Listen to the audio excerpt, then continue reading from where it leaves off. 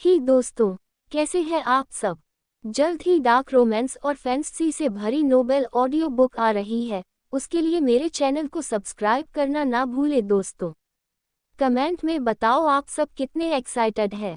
अब आगे chapter 39। Papers को देख शिवा के चेहरे पर एक स्माइल आ गई। वह पेपर को पढ़ाते हुए वेद को देखने लगा और कहने लगा, ओके, जब आपने ज्वालामुखी में पत्थर डाल दिया है तो बस फटने का इंतजार कीजिए, क्योंकि आपको उस लावे से निकलने वाला अनमोल हीरा नहीं मिलने वाला, क्योंकि अनमोल बहुत अनमोल है और आज मुझे भी यह समझ आ ही गया। ये बोलते ही वेद पूरी तरीके से गुस्से से तिलमिला गया। शिवा वेद से यह कहते हुए वहां से चला गया। वही वेद शिवा को देखते ही रह गया। रोहित कुछ सोचते हुए वह भी जिया की आंखों में बिलिंग करके निकल गया, जो जिया में आग लगाने के लिए काफी था। पर रोहित बार बार उसके मन में बस एक ही ख्याल आ रहा था कि आखिर ये ताशा कहाँ गायब हो गई है। कहीं इन सब में उसे कुछ न हो जाए। वह अपने फ़ोन पर उसे कॉल मिलाया जा रहा था, पर ताशा का फ़ोन स्विच ऑफ आ रहा था। शिवा वापस स्टारडम विला नाइट लौट आया था। वह वही घूमते हुए खुद से, मैंने देखा एकांश का पागलपन, जिस इंसान को वह तड़पाना चाहता है इतनी आसानी से उस पर गोली नहीं चला सकता, और वह उस वक्त तक शिवा के साथ था, फिर कैसे मिस्टर रघुवंशी पर गोली चलाई। और यह थर की डॉक्टर जो पहले खुद गायब हो गया, जरूर इसने ही एकांश के बारे में वेद को बताया होगा जो अब गायब हो चुका है। पर शिवा को कहाँ पता था कि वेद ने उस डॉक्टर को एकांश के बारे में पता करके उस रिपोर्ट बनवाकर कब का ही उसे मार दिया था। शिवा कुछ सोचते हुए, इन सब में से मुझे यह एकांश को बाहर निकलना होगा। एकांश की सारी प्रॉपर्टी पर तुम नाक बनकर बैठना चाहते हो वेद, ये कभी नहीं होगा। आखिर ऐसा क्या है उस अनमोल में जो तुम पाना चाहते हो, जबकि 1000 लड़कियों तुम्हारी एंटरटेनमेंट दुनिया में एक से बढ़कर एक मॉडल तुम्हारी आंखों और इशारों पर, फिर राइटर तनु का मर्डर हो जाना, मुझे पूरा यकीन है उसे तुमने ही अपने रास्ते से हटाया है। पर क्यों? एक लड़की जो गांव से आती है अचानक से एकांश के पहले कॉन्सर्ट को बर्बाद कर देना, उसके बाद से वेद की नज़र पर कुछ इस कदर पहले दादी, आखिर दादी अनमोल को क्यों अपने घर में अचानक से रखने पर राजी हुई। आखिर ऐसा भी दादी ने क्या देख लिया उस लड़की में। जहां तक शिवा को मालूम था, दादी को तो यहाँ के लोगों से बात कर तक करना गवारा नहीं था। कुछ तो था जो शिवा ढूंढ रहा था पर उसे नहीं मिल पा रहा था। वह कुछ सोचते हुए तुरंत ही वापस ऊपर कमरे की तरफ चला गया कि उसकी नज़र वहां सामने पड़ी जिस खून फर्श पर फैला हुआ था। वही ताशा सामने सर के पोजीशन में गिरी हुई थी। ये देखते ही शिवा घबराकर अपना हाथ लाते हुए उसने बेडशीट खींचकर ताशा के ऊपर डाल दिया और उसके चेहरे पर अपना उंगली रखकर, अरे अनजाने में कोई मर्डर नहीं कर सकता। अरे उठ जाओ लड़की, तुम ऐसे नहीं मर सकती। पहले तो इतना बेकार नज़ारा दिखा दिया, उसके बाद से भी रात से यही पड़ी हुई हो। ये बोलते हुए शिवा ताशा के सर को हिलाना शुरू कर दिया तो ताशा अपनी आंखों को धीरे धीरे खोलने लगी, पर कल रात ही दरवाजे से टकराने की वजह से वह अपने सर के बल गिर गई थी, जिसके सर में चोट लगने की वजह से उसकी हिम्मत भी नहीं हो रही थी कि वह अपनी आंखों से ठीक से खोल सके। रात से वही बेहोश पड़ी हुई थी। वही शिवा ताशा इस तरह से देख समझ नहीं आ रहा था कि वह क्या करे। एक तो उसे लड़कियों की समझ नहीं आती थी कि अचानक से ताशा ने अपने सर को हिलाते हुए कुछ बोलना चाहो तो शिवा उसके पास जाकर सुनने की कोशिश में। इतना होना ही था कि ताशा ने अपने हाथों को शिवा के ही गले में डाल दिया और अपने होठों को शिवा के होंठों पर रख दिया, जिससे शिवा की आंखें फैल गई। पर वह अगले ही पल शिवा ताशा से अलग होकर इतनी जोर से चीख पड़ा कि वहां विला के सारे नौकर शिवा के चीखने की वजह से वहां आ चुके थे और चीखने लगे, क्या हो गया जिम्मी, किसी ने अटैक किया है क्या? ये बोलते ही उन लोगों की नज़र सामने लड़की पड़ गई, साथ में शिवा पर, जिनके होठों से खून आ रहा था। उन्हें माजरा तो समझ में नहीं आया, पर शिवा की हालात देखकर उन्हें उस पर तरस जरूर आने लगा था। शिवा भले रंगीन दुनिया में एकांश के सारे काम किया करता था, पर शुद्ध ब्रह्मचारी जिसे लड़कियों में कोई इंटरेस्ट नहीं था, वह कीरा नाम की मुसीबत को कैसे झेलता था वह सिर्फ वही जानता था। और आज ताशा की उसे किस करने की वजह से उसकी रोम रोम में जैसे आग भड़क गई हो। शिवा अपनी उंगली से इशारा कर दिया, इस लड़की को अभी के अभी डस्टबिन में लेकर डाल दो। ये बोलते ही शिवा के गार्ड्स ताशा को बेडशीट में लपेटकर वहां से ले जाने लगे।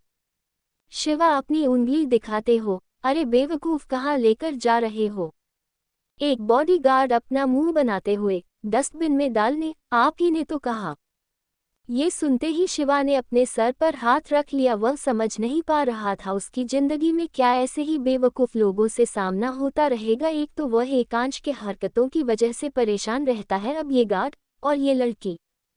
दूसरी तरफ / एकांश की शूटिंग चालू हो रही थी। वह अपने स्क्रिप्ट को अपने हाथों में लिए हुए देख रहा था, जहां मिस्टर तेज एकांश के आगे बैठे हुए थे। उन्हें कल रात का वाक्य याद आने लगा, पर ऐसा लग रहा जैसे उन्हें इस बात का कोई मलाल ही ना हो। उनकी नज़रें तो वहीं आसपास घूम रही थी जैसे किसी को ढूंढ रही हो। वही अनमोल एक कोने में बैठी हुई अपने मास्क को ठीक करते हुए अपने ग्लोव्स को पहन रही थी। सामने मिस्टर तेज को देख रही थी और कहने लगी, क्या वादे करके तोड़ जाना किसी के लिए इतना आसान होता है, या उसे छोड़ जाना जिससे आपने कभी प्यार किया हो। वो हमारी अम्मा थी, जिनकी हालत बुरी हो चुकी है हमारी वजह से, पर कहीं ना कहीं जिम्मेदार तुम भी हो। कल तक जिसे हम ढूंढने की बात कर रहे थे, आज हमारे आंखों के सामने है, पर हमें एक नफरत हो रही है, और इतनी हो रही है कि क्यों मैं तुम्हारी बेटी हुई, मैं तुम्हारी बेटी बनकर पैदा हुई। मिस्टर तेज ठाकुर, जिसने अपने नाम के सरनेम तक को चेंज कर दिया।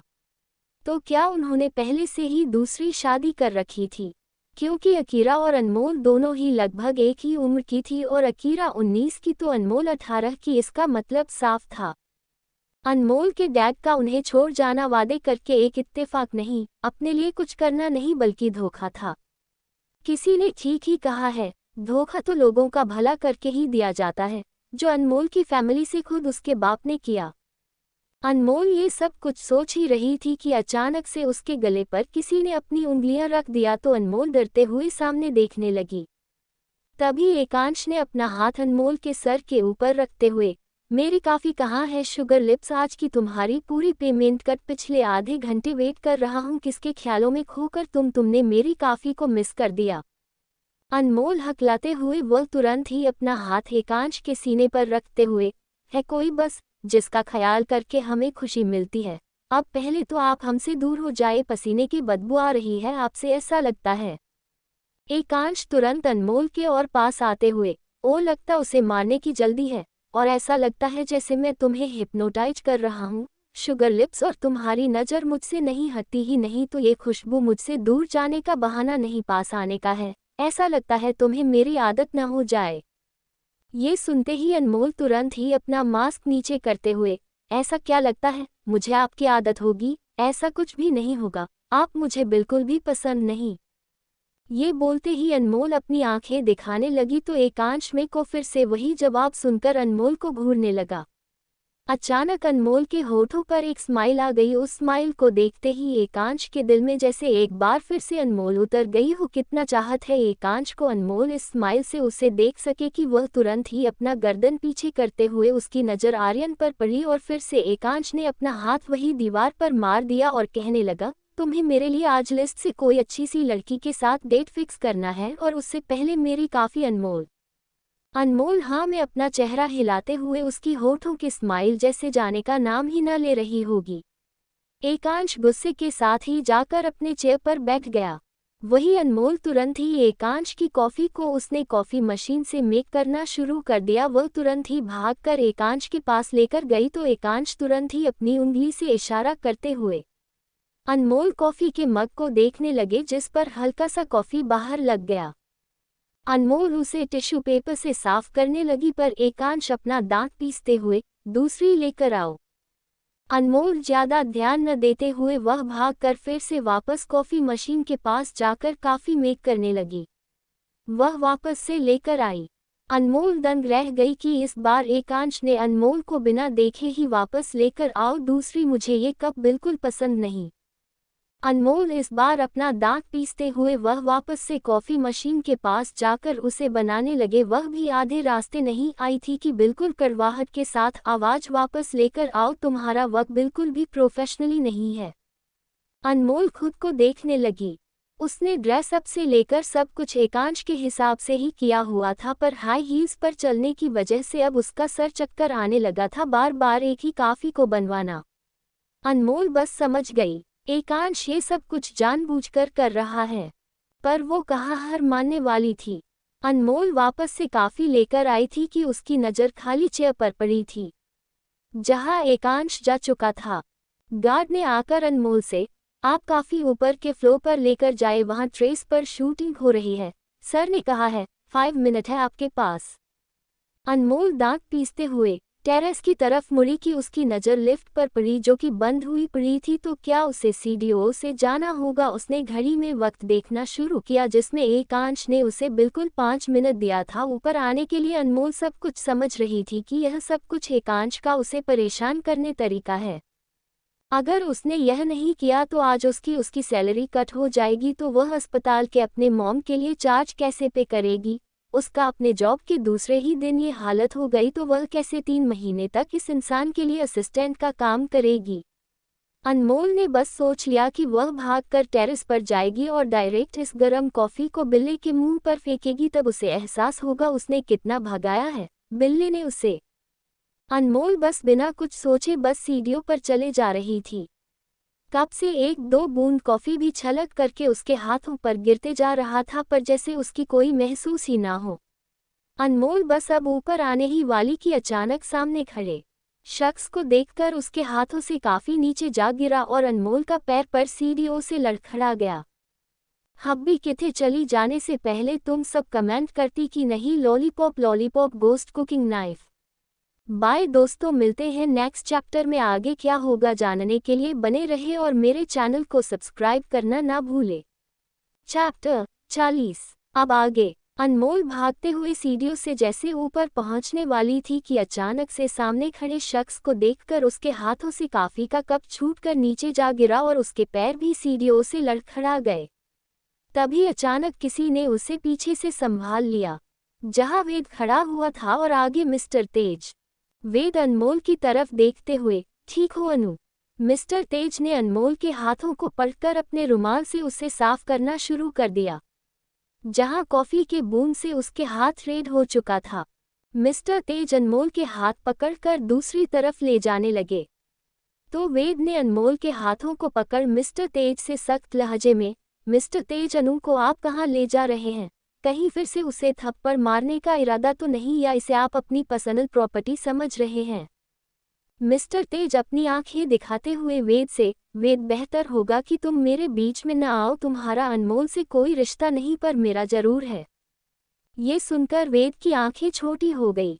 मिस्टर तेज अनमोल को दूसरी तरफ ले आए, उनकी आंखें पूरी तरीके से लाल हुई पड़ी थी। वह समझ नहीं पा रहे थे वह बातों को किस तरह से शुरुआत करे।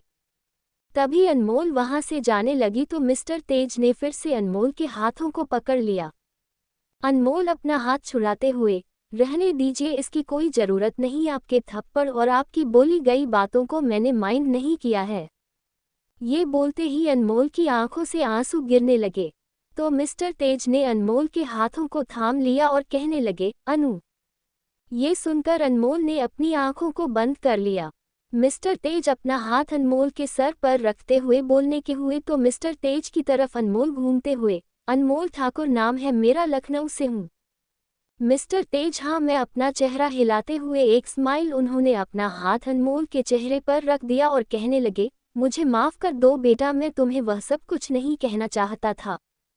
अनमोल अपना मिस्टर तेज का हाथ झटकते हुए, तो कहने की जरूरत भी नहीं मिस्टर तेज।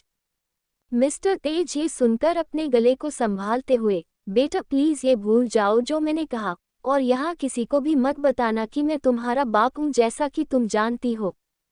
ये सुनते ही अनमोल की आंखों से आंखों के बूंदे गिरने लगे। तो क्या उसके खुद के बाप उसे यह कहने के लिए यहाँ लाए थे कि उनकी बनाई गई दूसरी जिंदगी में किसी को यह ना पता चले कि अनमोल उनकी बेटी है? अनमोल को तो लगा था शायद उसके डैड तेज को उनकी गलती का उन्हें एहसास हुआ और एक बार अनमोल के सर पर वो अपना हाथ रखते हुए उसके डैड ये कहेंगे, अनु मेरे पास आ जाओ, मैं तुमसे दूर रहा हूँ और नहीं रह सकता, तुम मेरी बेटी हो। अनमोल की आंखों से आंसू तो बेशुमार गिरने लगे थे पर वो खुद को संभालते हुए मिस्टर तेज से, फिक्र मत कीजिए मिस्टर तेज, आप मेरे डैड नहीं हैं, मैं भला दूसरों को क्यों बताऊंगी, मेरे डैड तो आज से 15 साल पहले भी मर गए, खुद उनका पिंडदान बड़े पापा ने किया था। और आप तो मिस्टर तेज है इस इंडस्ट्री के सबसे बड़े डायरेक्टर जिसकी एक बेटी है अकीरा, जिसके लिए वह कुछ भी कर सकते हैं। तो बेहतर यही होगा आप मुझसे दूर रहे, जितना हो सके उतना दूर, क्योंकि आप मेरे कुछ भी नहीं। ये बोलते हुए अनमोल अपने आंसुओं को साफ करते हुए जाने लगी, जिसे मिस्टर तेज बस देखते ही रह गए। वहीं वेद दीवार से सटा हुआ अपने फोन में कुछ चेक कर रहा था, जिसका अंदाजा बिल्कुल ठीक था, अनमोल मिस्टर तेज की बेटी है। वेद के होठों पर एक सार्कास्टिक स्माइल आ गई। वह कहने लगा, शायद वक्त मेरे साथ है, तभी तो एक से बढ़कर एक राज मेरे ही हाथों लग रहे हैं। पहले वो औरत, अब जो भी हो मेरे काम आ सकते हैं। डैड, आपने सही कहा, कर्मों का हिसाब तो हम इसी दुनिया में देना पड़ेगा, जैसा कि आपने दिया। अनजाने में ही अपने पावर ऑफ अटॉर्नी मुझे दे दिया एकांश की वजह से, पर मुझे ये सब कुछ नहीं चाहिए। मुझे प्यार चाहिए और एक फैमिली जो मुझे कभी मिला ही नहीं, होते हुए भी। ये बोलते हुए वेद अनमोल की तरफ बढ़ गया, जहां अनमोल एकांश के सूट को अपना दांत पीसते हुए देख रही थी। जहां एक लड़की सीली गाउन पहनी हुई, उसके बाल हवा में लहरा रहे थे। उसकी कमर पर एकांश का हाथ था और होंठ एकांश के होंठों के बिल्कुल करीब, जैसे एक दूसरे की सांस भी एक दूसरे से टकरा रही हो। वह किसी रोमांटिक सॉन्ग की शूटिंग कर रहे थे, वही गाना प्ले हो रहा था। हर किसी को नहीं मिलता यहाँ प्यार जिंदगी में। एकांश पूरी तेरी अपनी कैरेक्टर में घुस चुका था। ये देख हर एक शख्स की नजरें बस दोनों पर थमी हुई थी। ऐसा लग रहा वह सामने कोई शूटिंग नहीं बल्कि रियलिटी देख रहे हो, जो सच भी था। अनमोल हकलाते हुए, अरे कोई रोको उन्हें, तो बीमारी है किसी और की सांसों से। बिल्ले, आप ऐसा कैसे कर सकते हैं?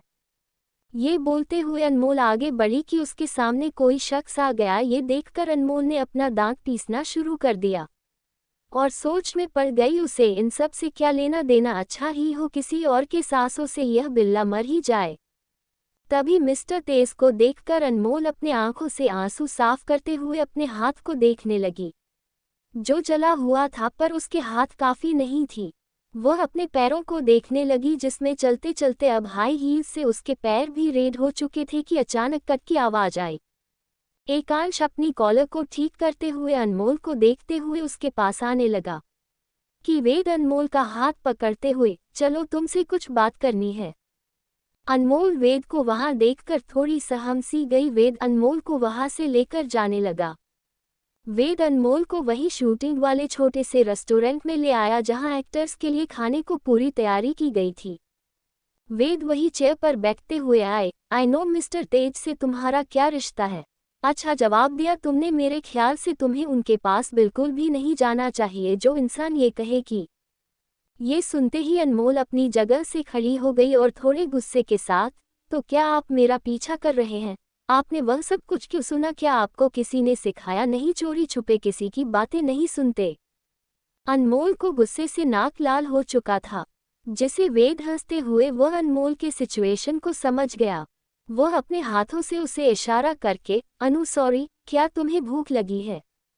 अनमोल खाने को एक नज़र तो कभी एक नज़र वेद को देखकर उसने ज्यादा बोल दिया क्या? वो बस नर्वस होकर तुरंत चेयर पर बैठकर उसने खाने को खाना शुरू कर दिया, पर उसकी आंखों से आंसू बह रहे थे। वेद ये सब कुछ देखकर स्माइल कर रहा था कि अनमोल ने फिर से जोर जोर से रोना शुरू कर दिया। तो वेद तुरंत ही अपने हाथों का टिश्यू पेपर अनमोल को देते हुए, मम अगर अब रोना हो गया हो तो ठीक से खा लो, वरना खाना तुम्हारे गले में अटक जाएगा। अनमोल इडली फिर से अपने मुंह में ठुसते हुए वेद से, वह मेरे डैड नहीं है, बिल्कुल भी नहीं है, हो ही नहीं सकते, भला कोई ऐसा करता है क्या? अगर ऐसा बाप हो तो उसे वहां ऊपर तेरे से नीचे फेंकने में कैसी शर्म। अब आप चुप क्यों हैं? बोलिए, सॉरी हमने आपको डांटा, आप नाराज नहीं है ना? वेद सब कुछ एक ऐसे स्माइल से सुन रहा था कि अचानक उठकर उसने अनमोल के कंधे पर अपना सर रखकर उसके माथे पर अपना हाथ फेरने लगा, तो अनमोल बिल्कुल भी शांत होकर वेद के इस हरकत को देखने लगी। कहीं ना कहीं उसे किसी की जरूरत थी जो अनमोल के सर पर अपना हाथ रखे। उसने तुरंत ही अपना नाक वेद के कंधे में रब करना शुरू कर दिया, तो वेद को थोड़ा अजीब लगा। उसने तुरंत ही अपना कोट उतार कर अनमोल की तरह बढ़ा दिया। अनमोल मुंह बनाए हुए, ठीक है हम इसे साफ करके दे देंगे, सॉरी हम ऐसे नहीं करना चाहते थे। वेद स्माइल से, नहीं मैं तो इसे साफ करने के लिए दे रहा हूँ, हो सकता है अभी अभी तुम और भी तो रोने वाली हो, जरूरत पड़े इसकी, तो क्या सोचा है तुमने? अनमोल कोट को अपनी थाई पर रखते हुए, क्या सोचा है का क्या मतलब है, पूछ तो आप ऐसे रहे हैं जैसे हम यहाँ कुछ भी डिसाइड करने वाले हैं और वह हो जाए। एक तो इस बिल्ले इंसान ने हमारा जीना हराम करके रखा है, बताए जरा ऐसे चिपक कर भी शूटिंग होती है क्या? ऐसा लग रहा जैसे वह लड़की उसकी वाइफ हो और वह कोई मजनू, प्यार में डूबा हुआ कोई आशिक। ये सुनते ही वेद की स्माइल गायब हो गई। वह समझ चुका था अनमोल के दिल में कहीं ना कहीं एकांश उतर रहा है, क्योंकि अनमोल ने जिस तरीके से ये सब कुछ कहा था ऐसा लग रहा था जैसे अनमोल को जलन हो रही हो, पर उसे इसका एहसास ना था। वेद मौके की बात को समझते हुए कहने लगा, स्टार वह ऐसा ही है, क्या तुम भूल गई? ये बोलते ही वेद को अनमोल को याद आया कि एकांश ने आज उसे किसी लड़की के साथ डेट पर जाने के सब रेडी करने को कहा है। वह अपना मुंह खोल वेद को देखने लगी तो वेद वहां पड़ा हुआ पानी की ग्लास से एक सीप पीते हुए, अनु कहीं तुम्हें ये ना लगे मैं बीच में आ रहा हूँ या तुमसे मैं जबरदस्ती शादी करना चाहता हूँ। अनु इसलिए मैं यहाँ आया था तुम्हें ये बताने, जब तक हमारे सामने कुछ ऐसा ना हो जिससे हमें यकीन ना हो जाए क्या हमारे लिए सही है और क्या बुरा, हम उस पर यकीन नहीं करते। तुम्हारी माँ की तुम्हें फिक्र करने की जरूरत नहीं, बस 3 महीने की बात है अनु, उसके बाद मैं तुमसे शादी कर लूँगा या शायद खुद मुझे शादी करने को बोलो और उससे पहले शायद तुम्हारी आंखें भी खुल जाए। मैं देख सकता हूँ एकांश कैसे तुम्हें अपना गुलाम बनकर काम करवा रहा है। तभी अचानक वहाँ एकांश एक चेयर खिसका कर बैठ गया और अपना हाथ वेद के कंधे पर रखते हुए, हो गया ब्रो अंडस्को, तुमने यह औरतों वाले काम करना कब से शुरू कर दिया? चुगली करना ये तो पड़ोस वाली आंटी को शोभा देता है, पर तुम वह नहीं हो। वेद अपनी आंखें बंद करके गुस्से से खोलते हुए, स्टार पेपर्स पढ़े तुमने जो मैंने भिजवाए थे? एकांश अपनी आंखें छोटी करते हुए, बिल्कुल इतना लेट नहीं हो सकता है, शुगर लिप्स मेरी काफ़ी कहाँ है? ये सुनकर अनमोल एक बार फिर से अपना दांत पीसने लगी। वह थककर पूरी तेरी चूर हो चुकी थी। क्या इस इंसान को इस सिचुएशन में भी अभी तक उसकी काफ़ी याद आ रही है? अनमोल बस अपनी भीगी पलकों के साथ ही गुस्से से चेयर को पटक कर वहां से चली गई काफ़ी के लिए। तो एकांश वेद की तरफ देखते हुए, वैसे जानता था वह इतना गिरा हुआ है, पर इतना नहीं। वेद अपना कॉलर ठीक करते हुए, बिल्कुल सही कहा तुमने, पर मुसीबत तुमने अपने लिए बुला ली, बेवजह ही डेड पर गोली चला दी। ये सुनते ही एकांश ग्लास पानी उठाकर सिप करते हुए, क्या करूं, गुस्से में पागल हो जाता हूं और तुमसे बेहतर यह कौन जान सकता है। वैसे मुझे एक बात अच्छी लगी, कम से कम ब्रो तुमने मेरी शुगर लिप्स से दूर रहने का तो सोचा, कम से कम 3 महीने के लिए ही हो सकता है, इन महीनों में तुम उसका ख्याल भी निकाल दो। वेद एक स्माइल करते हुए एकांश को देखने लगा, जैसे उसे बोल रहा हो सकता है अनु का तुम ख्याल मुझसे पहले तुम निकाल दो स्टार। एकांश मुंह बनाकर, गुड लक मेरे भाई, हमारा रिश्ता तो खास है, बहुत खास है, तो मैंने भी सोच लिया है तुम्हारी आंखों के सामने तुम्हारी डॉल को तोड़ मरोड़ कर अपना बनाऊंगा। ये सुनते ही वेद की आंखें पूरी तरीके से लाल हो गई। तो एकांश जोर जोर से हंसते हुए वहां से जाने लगा। तभी अनमोल कॉफी लेकर आ गई। उसकी नज़र खाली चेयर पर पड़ी जहां एकांश नहीं था, पर वेद गुस्से के साथ ही उसे जाता हुआ नजर आया। अनमोल को समझ नहीं आया वह इस कॉफी का क्या करे, कि तभी पीछे से एक शौपली आवाज आए, हेलो क्या ये कॉफी मैं पी सकता हूँ? आवाज को सुनते ही अनमोल पूरी तरीके से जैसे अपने सारे गम और दुख भूल गई हो। वह तुरंत ही कॉफी को पीछे लेकर घूमते हुए, ऑफ कोर्स बिल्कुल क्यों नहीं, यह आपके लिए है। अनमोल उसने कॉफी को आगे बढ़ा दिया। सामने आर्यन खड़ा हुआ था, वह अनमोल का खूबसूरत चेहरे को देखने लगा। कहीं ना कहीं अनमोल को देखकर उसके होठों पर भी एक स्माइल आ गई। वह कॉफी को जैसे ही पीने वाला था कि एकांश उसने अनमोल के कंधे पर अपना हाथ रख दिया, जिसे देखकर आर्यन 2 कदम पीछे हट गया और अपना हाथ आगे सामने करते हुए, स्टार इसमें मेरी कोई गलती नहीं, मैं बस इससे काफी मांग रहा था, क्या ये लड़की तुम्हें पसंद है? एकांश अपनी लाल आंखों को बंद कर खोलते हुए, और तुम ये सवाल करने वाले होते कौन हो? यह मेरी असिस्टेंट है, ये काफ़ी सिर्फ मेरे लिए बनाई गई है। ये सुनते ही अनमोल आर्यन के आगे जाकर, बिल्कुल नहीं, आप इसे पी सकते हैं, काफ़ी किसी शरीफ इंसान को दिया जाता है जो तमीज से मांगे और तमीज से पिलाया जाता है, ये किसी बदतमीज के लिए नहीं है। ये सुनकर आर्यन थोड़ा चौंक से गया था, क्योंकि एकांश के सामने किसी की भी बोलने की हिम्मत ना होती थी। उसकी असिस्टेंट की तो बोलती बंद ही हो जाती थी, पर ये लड़की। आर्यन समझ गया, हो ना हो एकांश से कुछ तो इस लड़की का चक्कर है। और एकांश का यूं कंधे पर अनमोल का हाथ रखना जिसे लोगों का टच भी पागल कर जाता हो। आर्यन के होठों पर एक स्माइल आ गई थी, वही एकांश का चेहरा गुस्से से भर गया। अनमोल अपना हाथ निकालकर आर्यन के सामने, ऑटोग्राफ मिलेगा क्या, मैं आपकी बहुत बड़ी फैन हूँ। ये सुनकर आर्यन थोड़ा चौंक से गया।